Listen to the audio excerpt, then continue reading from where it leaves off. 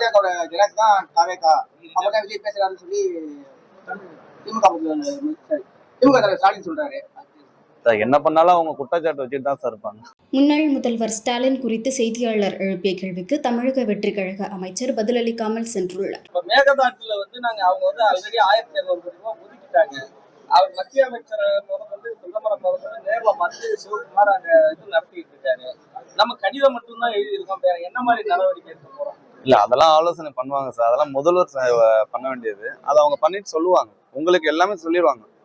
இப்ப இந்த மாசத்தை பொறுத்தவரைக்கும் ஜூன் மாசம் 1.19 டிஎம்சி நம்மளுக்கு கர்நாடகா தரணும். ஆனா இது வரைக்கும் அவங்க தரல.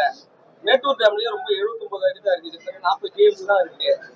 இப்ப குடிநீருக்கே தண்ணி பற்றாக்குறை வருங்கிற நிலைமையில அதை பேசுறதுக்கு என்ன நடவடிக்கை எடுத்துருவீங்க? அதெல்லாம் நீர்வளத்துறை அமைச்சர் சொல்லுவாங்க சார். நீங்க வேளாண்மை துறை சொன்னதான் எதை கேளுங்க சார். ஒழுங்கு விற்பனை கொடுத்துல கடந்த ஆண்டு 1590 மெட்ரிக் டன் பச்சை பயிர் கொண்டு பண்ணிருக்காங்க. இந்த வருஷம் மொத்த இலக்கே 190 மெட்ரிக் டன் தான் கொடுத்துருக்காங்க.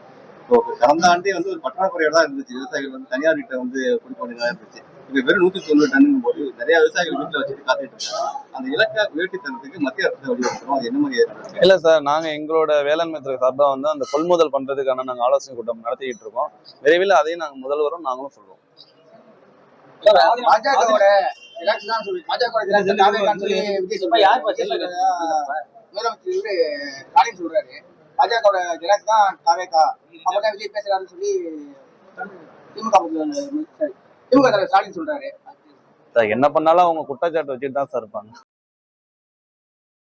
செய்திகளை உள்ளது உள்ளபடி தெரிந்து கொள்ள ரெஃப்ளெக்ட் நியூஸை சப்ஸ்கிரைப் பண்ணுங்க.